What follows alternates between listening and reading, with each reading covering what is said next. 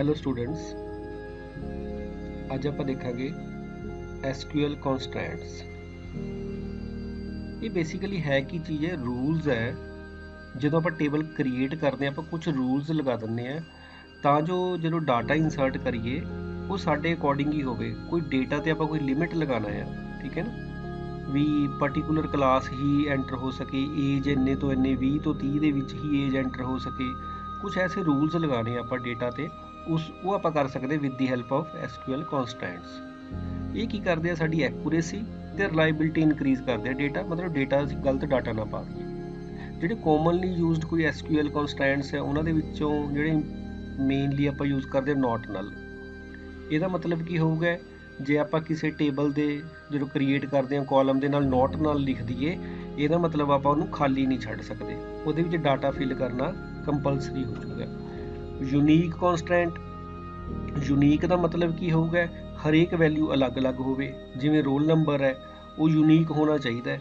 ਜੇ ਅਸੀਂ ਇੱਕ ਰੋਲ ਨੰਬਰ ਇੱਕ ਸਟੂਡੈਂਟ ਦਾ ਪਾਤਾ ਹੈ, ਦੁਬਾਰਾ ਕਿਸੇ ਦਾ ਵੀ ਇੱਕ ਰੋਲ ਨੰਬਰ ਪਾਈਏ ਤਾਂ ਉੱਥੇ ਐਰਰ ਆ ਜਾਊਗਾ ਵੀ ਸੇਮ ਵੈਲਿਊ ਇਨਸਰਟ ਨਹੀਂ ਹੋ ਸਕਦੀ, ਕਿਉਂਕਿ ਕੀ ਇਹ ਯੂਨੀਕ ਹੈ ਵੀ ਇਸ ਦੇ ਵਿੱਚ ਕਿਹੜੀ ਯੂਨੀਕ ਵੈਲਿਊ ਹੋਊਗੀ। ਪ੍ਰਾਇਮਰੀ ਕੀ, ਇਹ ਮੇਨ ਕਨਸਟੈਂਟ ਹੈ।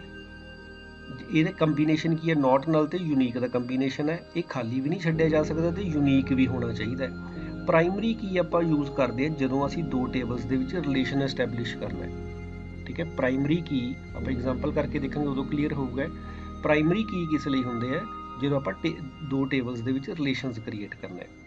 ਹੁਣ ਇਹ ਕੀ ਹੈ, ਪ੍ਰਾਇਮਰੀ ਕੀ ਹੈ, ਹਰੇਕ ਰੋ ਨੂੰ ਇੰਡੀਵਿਜੂਅਲੀ ਆਇਡੈਂਟੀਫਾਈ ਕਰ ਸਕਦੇ। ਜਿਵੇਂ ਸਪੋਜ਼ ਆਪਾਂ ਸਟੂਡੈਂਟਸ ਟੇਬਲ ਦੀ ਗੱਲ ਕਰੀਏ, ਉਹ 'ਚ ਰੋਲ ਨੰਬਰ ਜਿਹੜਾ ਹੈ ਪ੍ਰਾਇਮਰੀ ਕੀ ਹੈ, ਕਿਉਂਕਿ ਰੋਲ ਨੰਬਰ ਕੀ ਹੈ ਹਰੇਕ ਬੱਚੇ ਦਾ ਯੂਨੀਕ ਹੁੰਦਾ ਹੈ, ਠੀਕ ਹੈ, ਤੇ ਉਸਨੂੰ ਬਲੈਂਕ ਵੀ ਨਹੀਂ ਛੱਡਿਆ ਜਾਂਦਾ।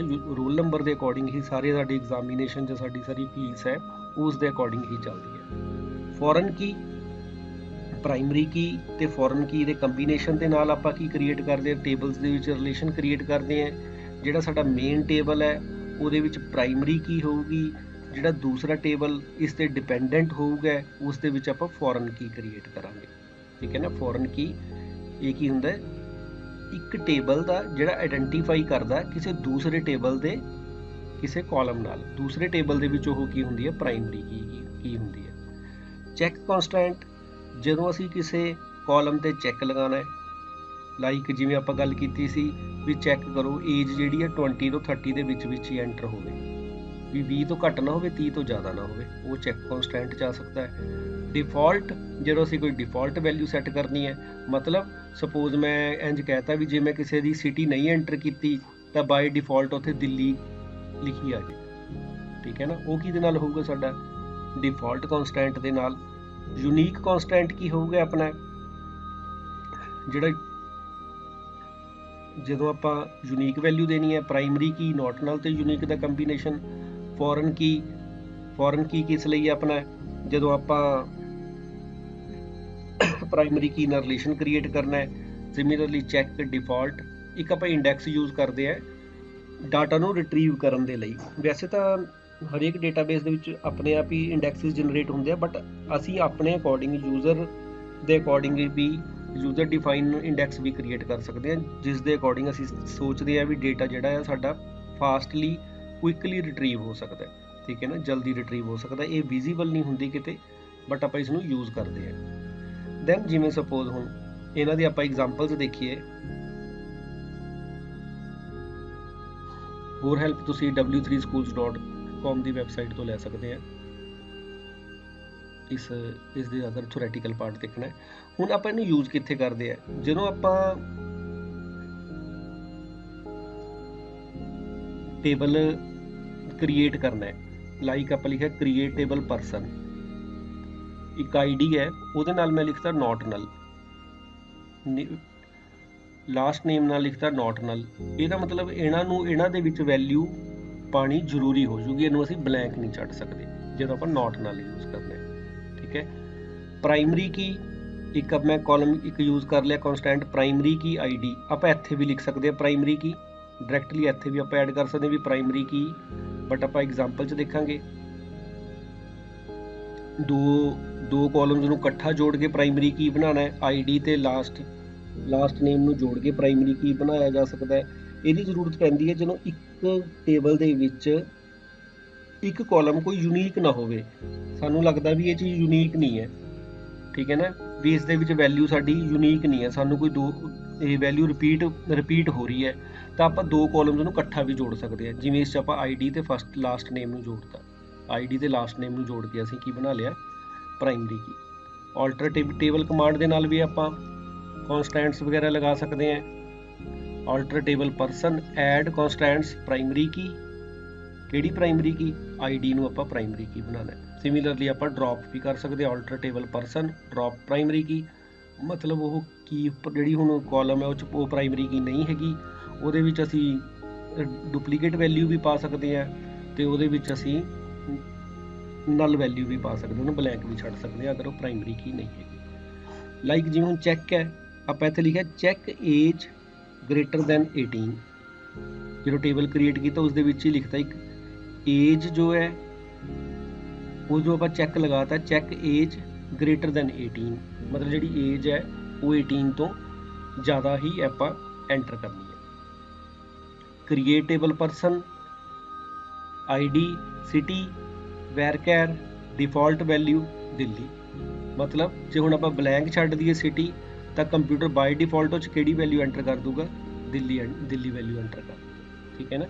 ਇਹ ਕੁਝ ਕਨਸਟੈਂਟਸ ਹੈ ਜਿਹੜੇ ਆਪਾਂ ਯੂਜ਼ ਕਰਦੇ ਹਾਂ, ਆਪਾਂ ਐਗਜ਼ਾਮਪਲ ਦੇ ਵਿੱਚ ਕਰਕੇ ਦੇਖਾਂਗੇ। ਹੁਣ ਸਿਮਿਲਰਲੀ ਆਪਾਂ ਇੰਡੈਕਸ ਕ੍ਰੀਏਟ ਕਰ ਸਕਦੇ ਹਾਂ, create index name on person last name, means ਇਸ ਦੇ ਨਾਲ ਹੋਊਗਾ ਕਿ ਹੁਣ ਜਿਹੜਾ ਪਰਸਨ ਟੇਬਲ ਹੈ ਉਸ ਦਾ ਜਿਹੜੀ ਰਿਟਰੀਵ ਹੋਊਗੀ ਇਨਫੋਰਮੇਸ਼ਨ ਉਹ ਲਾਸਟ ਨੇਮ ਦੇ ਅਕੋਰਡਿੰਗ ਹੋਊਗੀ, ਠੀਕ ਹੈ ਨਾ। ਵੀ ਜਿਹੜੇ DBMS ਨੇ ਆਪਣੇ ਵੀ ਇੰਡੈਕਸਿਸ ਕ੍ਰੀਏਟ ਕੀਤੇ ਹੁੰਦੇ ਆ, ਬਟ ਇਸ ਟੇਬਲ ਦੇ ਲਈ ਆਪਾਂ ਇੱਕ ਯੂਜ਼ਰ ਡਿਫਾਈਨ ਇੰਡੈਕਸ ਕ੍ਰੀਏਟ ਕਰ ਲਿਆ, ਉਹ ਕਿਸ ਤੇ ਡਿਪੈਂਡੈਂਟ ਹੈ, ਲਾਸਟ ਨੇਮ। ਇਹ ਕੁਛ ਆਪਣੇ ਇੰਡੈਕਸ ਜਿਹੜੇ ਆਪਣੇ ਕਨਸਟੈਂਟਸ ਹੈ, ਜਦੋਂ ਆਪਾਂ ਯੂਜ਼ ਕਰਨੇ ਹੈ ਉਹ ਸਾਡੇ ਉਸ ਤੇ ਡਿਪੈਂਡ ਹੈ। ਜਦੋਂ ਹੁਣ ਆਪਾਂ ਫੋਰਨ ਕੀ ਬਣਾਉਣਾ ਹੈ, ਜਿਹੜੀ ਡਿਪੈਂਡੈਂਟ ਜਦੋਂ ਰਿਲੇਸ਼ਨ ਐਸਟੈਬਲਿਸ਼ ਕਰਨਾ ਹੈ, ਉਸ ਦੇ ਵਿੱਚ ਆਪਾਂ ਲਿਖਣਾ ਹੈ like person ID int foreign key references, ਇਹ ਰੈਫਰੈਂਸਿਸ ਹੈ ਇਹ ਕਿਸ ਟੇਬਲ ਤੇ ਡਿਪੈਂਡੈਂਟ ਹੈ, ਪਰਸਨ ਤੇ, ਉਹਦੇ ਕਿਹੜੇ ਕਾਲਮ ਤੇ ਡਿਪੈਂਡੈਂਟ ਹੈ, ਪਰਸਨ ਆਈਡੀ ਤੇ। ਟੇਬਲ ਨੇਮ ਕੀ ਹੈ, ਆਰਡਰ, ਮਤਲਬ ਆਪਾਂ ਰੈਫਰੈਂਸਿਸ ਯੂਜ਼ ਕਰਾਂਗੇ। ਆਪਾਂ ਇੱਕ ਐਗਜ਼ਾਮਪਲ ਬਣਾਉਂਦੇ ਹਾਂ ਸਿੰਪਲ, ਉਸ ਦੇ ਵਿੱਚ ਤੁਹਾਨੂੰ ਜ਼ਿਆਦਾ ਕਲੀਅਰ ਹੋਊਗਾ। ਲਾਈਕ ਸਪੋਜ਼ ਇੱਕ ਮੈਂ ਟੇਬਲ ਬਣਾਵਾਂ ਸਟੂਡੈਂਟ, ਉਸ 'ਚ ਮੈਂ ਲਿਖ ਲਾਂ ਰੋਲ ਨੰਬਰ ਨੇਮ ਏਜ ਸਿਟੀ, ਠੀਕ ਹੈ। ਇੱਕ ਮੈਂ ਟੇਬਲ ਬਣਾਤਾ ਹੈ ਮਾਰਕਸ ਦੇ ਵਿੱਚ ਮੈਂ ਲਿਖਿਆ ਰੋਲ ਨੰਬਰ ਸਬਜੈਕਟ ਤੇ ਮਾਰਕਸ, ਵੀ ਸਟੂਡੈਂਟ ਦੇ ਵਿੱਚ ਕਿਹੜੇ ਰੋਲ ਨੰਬਰ ਨੇਮ ਏਜ ਸਿਟੀ, ਮਾਰਕਸ ਦੇ ਵਿੱਚ ਕੀ ਹੈ ਰੋਲ ਨੰਬਰ ਸਬਜੈਕਟ ਤੇ ਮਾਰਕਸ। ਹੁਣ ਜਿਹੜਾ ਇਹ ਟੇਬਲ ਹੈ ਸਟੂਡੈਂਟ ਹੈ, ਇਸ ਦੇ ਵਿੱਚ ਕਿਹੜੀ ਚੀਜ਼ ਹੈ ਜਿਹੜੀ ਸਾਨੂੰ ਲੱਗਦਾ ਹੈ ਵੀ ਯੂਨੀਕ ਹੋਣੀ ਚਾਹੀਦੀ ਹੈ, ਜਿਹੜੀ ਚੀਜ਼ ਰਿਪੀਟ ਨਹੀਂ ਹੋਊਗੀ, ਰੋਲ ਨੰਬਰ ਨੇਮ ਏਜ ਕੇ ਸਿਟੀ, ਅਫਕੋਰਸ ਰੋਲ ਨੰਬਰ। ਸੋ ਰੋਲ ਨੰਬਰ ਨੂੰ ਅਸੀਂ ਕੀ ਬਣਾਵਾਂਗੇ, primary Ki, roll number A ਦਾ ਨਾਮ, B ਦਾ ਨਾਮ, C ਦਾ ਨਾਮ, ਉਹਨਾਂ ਦੀ ਏਜ, ਦੈਨ ਉਹਨਾਂ ਦੀ ਸਿਟੀ। ਹੁਣ ਜਿਹੜੇ ਮਾਰਕਸ ਟੇਬਲ ਹੈ, ਮਾਰਕਸ ਟੇਬਲ 'ਚ ਮੈਂ ਲਿਖਿਆ ਰੋਲ ਨੰਬਰ ਸਬਜੈਕਟ ਤੇ ਉਸਦੇ ਮਾਰਕਸ। ਹੁਣ ਇੱਕ ਰੋਲ ਨੰਬਰ ਦੇ ਮੈਥਮੈਟਿਕਸ ਦੇ ਵਿੱਚੋਂ ਮਾਰਕਸ ਹੈ 25, same roll number 1 roll number ਦੇ ਸਾਇੰਸ ਦੇ ਵਿੱਚੋਂ ਮਾਰਕਸ ਹੈ 30। ਹੁਣ ਇਸ ਦੇ ਵਿੱਚ ਕਾਲਮ ਤਾਂ ਰਿਪੀਟ ਹੋ ਰਿਹਾ, ਕਾਲਮ ਦੇ ਵਿੱਚ ਵੈਲਿਊ ਤਾਂ ਰਿਪੀਟ ਹੋ ਰਹੀ ਹੈ, ਬਟ ਅਗਰ ਮੈਂ ਕਹਾਂ ਵੀ 4 ਰੋਲ ਨੰਬਰ ਦੇ ਮੈਥ ਦੇ ਵਿੱਚ 40 ਮਾਰਕਸ ਹੈ ਤਾਂ ਇਹ ਗਲਤ ਹੈ, ਕਿਉਂਕਿ 4 ਰੋਲ ਨੰਬਰ ਦਾ ਤਾਂ ਸਟੂਡੈਂਟ ਹੀ ਨਹੀਂ ਹੈਗਾ, ਠੀਕ ਹੈ ਨਾ। ਹੁਣ ਫੋਰਨ ਕੀ ਦੇ ਵਿੱਚ ਕੀ ਚੀਜ਼ ਹੈ ਵੀ ਉਸ ਦੇ ਵਿੱਚ ਉਹੀ ਰੋਲ ਨੰਬਰ ਹੋ ਸਕਦਾ ਹੈ ਜਿਹੜਾ ਪ੍ਰਾਇਮਰੀ ਕੀ ਦੇ ਵਿੱਚ ਮੇਨ ਟੇਬਲ 'ਚ ਹੈਗਾ ਕਿ ਨਹੀਂ ਹੈ, ਜੇ ਹੈ ਤਾਂ ਇੱਥੇ ਆ ਸਕਦਾ ਹੈ, ਨਵਾਂ ਵੈਲਿਊ ਇੱਥੇ ਨਹੀਂ ਆ ਸਕਦੀ ਜਿਹੜੀ ਪ੍ਰਾਇਮਰੀ ਕੀ ਦੇ ਵਿੱਚ ਪ੍ਰੈਜ਼ੈਂਟ ਨਾ ਹੋਵੇ। ਇਹ ਕਨਸਟੈਂਟ ਅਗਰ ਆਪਾਂ ਲਗਾਉਣਾ ਤਾਂ ਅਸੀਂ ਫੋਰਨ ਕੀ ਲਗਾਵਾਂਗੇ ਇੱਥੇ, ਜੇ ਅਸੀਂ ਫੋਰਨ ਕੀ ਨਹੀਂ ਲਗਾਈ ਤਾਂ ਇੱਥੇ 4 ਰੋਲ ਨੰਬਰ ਵੀ ਐਂਟਰ ਹੋ ਜਾਊਗਾ, 5 ਵੀ ਐਂਟਰ ਹੋ ਜਾਊਗਾ, 6 ਵੀ ਐਂਟਰ ਹੋ ਜਾਊਗਾ, ਜੋ ਸਾਡਾ ਡਾਟਾ ਆ ਕਿ ਜੇ ਆਪਾਂ ਇਨਕਨਸਿਸਟੈਂਸ ਹੋ ਗਿਆ ਵੀ ਸਟੂਡੈਂਟ ਹੈ ਨਹੀਂ, ਉਹਦੇ ਮਾਰਕਸ ਐਂਟਰ ਹੋਏ ਪਏ ਆ, ਠੀਕ ਹੈ ਨਾ। ਇਸ ਕਰਕੇ ਇਹਨਾਂ ਦੇ ਵਿੱਚ ਰਿਲੇਸ਼ਨ ਬਣਾਇਆ ਜਾਂਦਾ, ਕਨਸਟੈਂਟਸ ਲਗਾਏ ਜਾਂਦੇ ਆ ਤਾਂ ਜੋ ਇੱਕ ਦੂਜੇ ਤੇ ਡਿਪੈਂਡੈਂਟ ਹੋਣ ਉਹ। ਹੁਣ ਇਸ ਦੇ ਵਿੱਚ ਕੀ ਹੈ, ਜਿਵੇਂ ਸਪੋਜ਼ ਮੈਂ 2 ਰੋਲ ਨੰਬਰ ਦੁਬਾਰਾ ਐਂਟਰ ਕਰਨ ਦੀ ਕੋਸ਼ਿਸ਼ ਕਰਾਂਗੇ, ਉੱਥੇ ਐਰਰ ਆ ਜਾਊਗਾ, ਕਿਉਂਕਿ 2 ਰੋਲ ਨੰਬਰ ਦਾ ਸਟੂਡੈਂਟ ਪਹਿਲਾਂ ਹੀ ਐਗਜ਼ਿਸਟ ਕਰਦਾ ਹੈ। ਸੋ ਆਪਾਂ ਇੱਥੇ ਰੋਲ ਨੰਬਰ ਚੇਂਜ ਕਰ ਦਾਂਗੇ। ਆਪਾਂ ਹੁਣ ਪਹਿਲਾਂ ਇਸ ਦੀ ਐਗਜ਼ਾਮਪਲ ਬਣਾਈਏ। ਬਾਕੀ ਤੁਸੀਂ ਇੱਥੇ ਜਿਵੇਂ ਡਿਫਾਲਟ ਵੈਲਿਊ ਆਪਾਂ ਲਗਾ ਸਕਦੇ ਹਾਂ, ਜਿਵੇਂ ਆਪਾਂ ਗੱਲ ਕੀਤੀ ਡਿਫਾਲਟ ਆਪਾਂ ਵੈਲਿਊ ਲਗਾਤੀ ਦਿੱਲੀ, ਮਤਲਬ ਹੁਣ ਡਿਫਾਲਟ ਵੈਲਿਊ ਇਸ ਦੇ ਵਿੱਚ ਕੀ ਆ ਜੂਗੀ, ਦਿੱਲੀ ਆ ਜੂਗੀ। ਇਸ ਦੇ ਵਿੱਚ ਲਿਖਤਾ ਚੈੱਕ ਏਜ ਗ੍ਰੇਟਰ ਦੈਨ 18, ਜਿਹੜੀ ਏਜ ਹੈ ਉਹ 18 ਤੋਂ ਜ਼ਿਆਦਾ ਹੋਊਗੀ। ਇਹਦੇ ਨਾਲ ਲਗਾਤਾ ਨੋਟ ਨਲ, ਇਹਦਾ ਮਤਲਬ ਉਹ ਵੈਲਿਊ ਕੀ ਹੋ ਸਕਦੀ, ਬਲੈਂਕ ਨਹੀਂ ਛੱਡੀ ਜਾ ਸਕਦੀ। ਚਲੋ ਸਟੂਡੈਂਟਸ, ਹੁਣ ਆਪਾਂ ਇਸ ਨੂੰ ਪ੍ਰੈਕਟੀਕਲੀ ਕਰਕੇ ਦੇਖਦੇ ਹਾਂ। ਲਾਈਕ ਆਪਾਂ ਇੱਕ ਸਟੂਡੈਂਟ ਟੇਬਲ ਕ੍ਰੀਏਟ ਕਰਦੇ ਹਾਂ, ਸਟੂਡੈਂਟ 5 ਨਾਮ ਰੱਖ ਲੈਂਦੇ ਹਾਂ। ਰੋਲ ਨੰਬਰ 'ਚ ਆਪਾਂ ਇੰਟ ਵੀ ਲਿਖ ਸਕਦੇ ਹਾਂ ਇੱਥੇ ਨੰਬਰ 3 ਜਾਂ 4 ਪ੍ਰਾਇਮਰੀ ਕੀ, ਰੋਲ ਨੰਬਰ ਪ੍ਰਾਇਮਰੀ ਕੀ ਹੈ, ਮਤਲਬ ਇਹ ਬਲੈਂਕ ਵੀ ਨਹੀਂ ਛੱਡੀ ਜਾ ਸਕਦੀ ਤੇ ਇਸ 'ਚ ਰਿਪੀਟ ਵੀ ਨਹੀਂ ਹੋ ਸਕਦਾ data. Age number 2 check age greater than 18, check age greater than 18, ਜਿਹੜੀ ਏਜ ਹੈ ਉਹ 18 ਤੋਂ ਜ਼ਿਆਦਾ ਹੋਵੇ ਆਪਣੀ, ਠੀਕ ਹੈ ਨਾ। ਇਹ ਲਗਾ ਦਿੰਦੇ ਆ ਸਟੂਡੈਂਟ ਨੇਮ ਵੈਰਕੈਰ, ਆਪਾਂ ਲਿਖ ਦਿੰਦੇ ਹਾਂ ਨੋਟ ਨਲ। ਨੋਟ ਨਲ ਮਤਲਬ ਇਹਨੂੰ ਖਾਲੀ ਨਹੀਂ ਛੱਡਿਆ ਜਾ ਸਕਦਾ। City varchar 2 default is equal to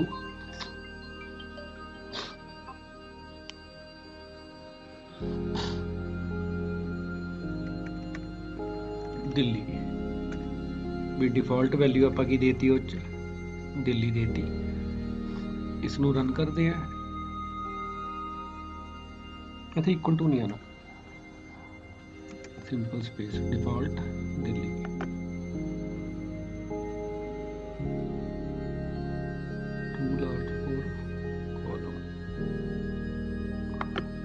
to large for column, क्योंकि आप साइज दिता हुआ 2 तो आप इतने इंसर्ट की करने की कोशिश कर रहे हैं डेली, आप इतने कर देंगे 20, ठीक है।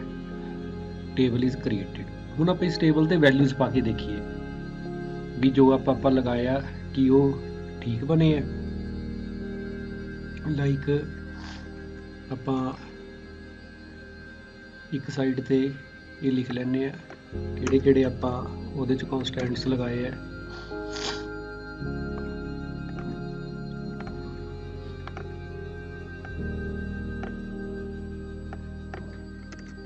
Insert into stu5 values roll number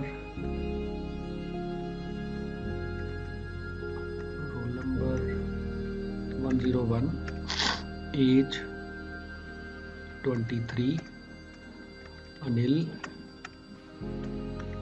Patiala. पहला एक simple value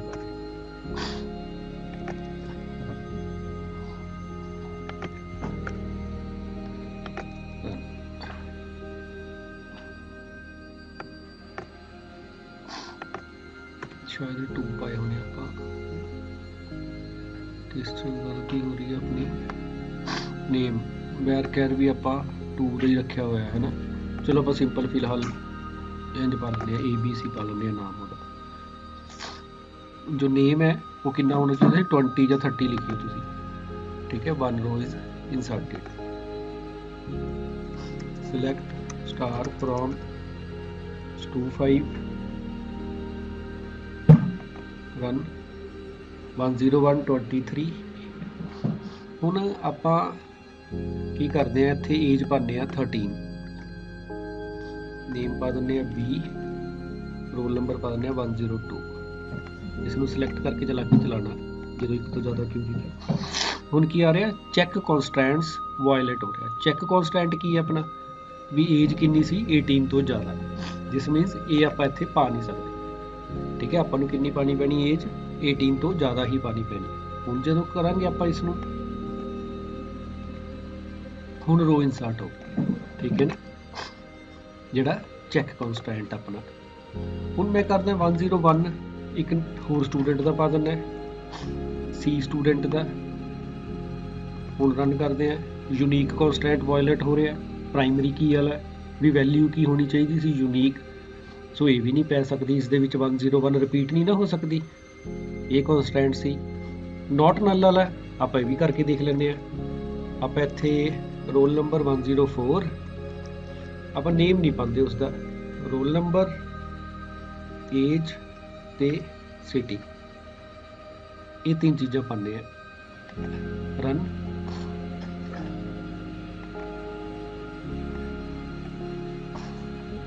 role number, age, city,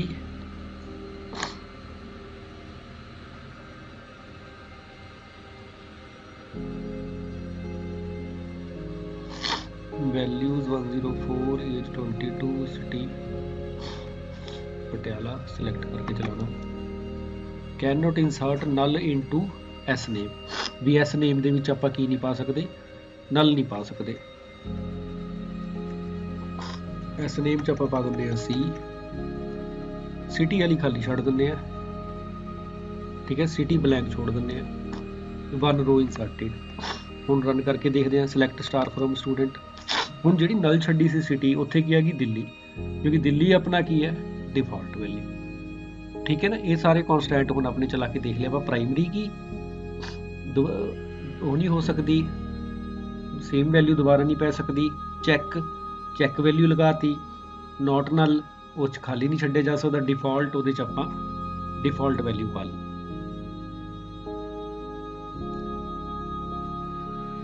next आपां स्टूडेंट्स का स्टूडेंट 5 मार्क्स टेबल बना लें। उस आपां एक रोल नंबर लिखना है, एक सबजैक्ट वैरकैर 20, एक आप उहदे मार्क्स लिख लेने स्टूडेंट दे, मार्क्स किन्ने आ नंबर दे विच लिख लेने आ, ठीक है। हुण असीं चाहते हैं भी इस ओह रोल नंबर ना आ सके जिहड़ा प्राइम मार्क्स स्टूडेंट 5 च नहीं हैगा, सो इनू बनानी पैनी है फॉरन की।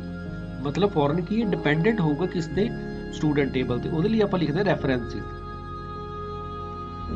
रेफरेंसिस किस टेबल ते स्टूडेंट 5 ते डिपेंडेंट है, उहदे किहड़े कॉलम ते डिपेंडेंट है। इस टेबल नेम है, ये की है उहदा कॉलम नेम, भी स्टूडेंट 5 दे रोल नंबर वाले कॉलम ते डिपेंडेंट है।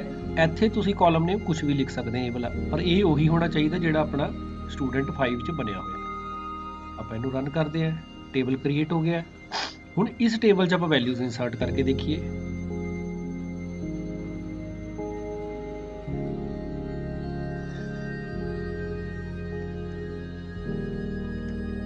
Insert into stu5 marks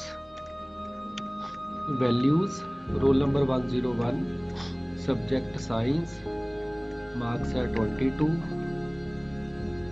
इसनू run करते हैं। आई थिंक ये भी 2 ही पै गया होना, ठीक है ना। 1 रो इज क्रिएटेड। सिमिलरली इस दे इंग्लिश चो मार्क्स 23, रोल नंबर 102 दे इंग्लिश च मार्क्स 33। सिलेक्ट करके देखते हैं, select star from stu5 marks, ठीक है। इस की आ गया अपने जिहड़े अपने स्टूडेंट इस दे विच जो मार्क्स है वो चीज़, ठीक है। स्टूडेंट 5 दे विच आपां ये पाते। हुण मैं इत्थे इंसर्ट करदा है, अगर आप स्टूडेंट 5 का देखिए, स्टूडेंट 5 च अपने किहड़े कॉलम्स किहड़े डाटा सी, स्टूडेंट 5 च अपने सी 101, 102, 103। हुण मैं इस दे विच 103 रोल नंबर दे इंग्लिश दे विच 13 ਮਾਰਕਸ ਐਂਟਰ ਕਰਨ ਦੀ ਕੋਸ਼ਿਸ਼ ਕਰਦਾ ਹੈ ਪਰ ਇੰਟੀਗ੍ਰਿਟੀ ਕੰਸਟੈਂਟ ਵਾਇਲੇਟਡ ਹੋ ਰਿਹਾ ਕਿਹੜਾ ਪੇਰੈਂਟ ਕੀ ਨੋਟ ਫਾਊਂਡ ਪੇਰੈਂਟ ਕੀ ਨੋਟ ਫਾਊਂਡ ਮਤਲਬ 103 ਜਿਹੜਾ ਉਸ ਤੇ ਡਿਪੈਂਡੈਂਟ ਸੀ ਉਹ ਇਸ ਦੇ ਵਿੱਚ ਤਾਂ ਹੈ ਹੀ ਨਹੀਂ ਇਸ ਨੂੰ ਬੋਲਦੇ ਆਪਣਾ ਰਿਲੇਸ਼ਨ ਕ੍ਰੀਏਟ ਕੀਤਾ ਆਪਾਂ ਮਾਰਕਸ ਟੇਬਲ ਹੁਣ ਕਿਸ ਤੇ ਡਿਪੈਂਡੈਂਟ ਹੈ ਸਟੂਡੈਂਟ 5 ਤੇ ਡਿਪੈਂਡੈਂਟ ਹੈ ਅਗਰ ਉਸ ਦੇ ਵਿੱਚ 103 ਕਾਲਮ ਹੁੰਦਾ ਹੈ ਤਾਂ ਫਿਰ ਇਸ ਦੇ ਵਿੱਚ ਇਨਸਰਟ ਹੋ ਜਾਣਾ ਸੀ ਲਾਈਕ ਆਪਾਂ 104 ਕਰਾਂਗੇ ਤਾਂ ਉਹ ਇਨਸਰਟ ਹੋ ਜਾਊਗਾ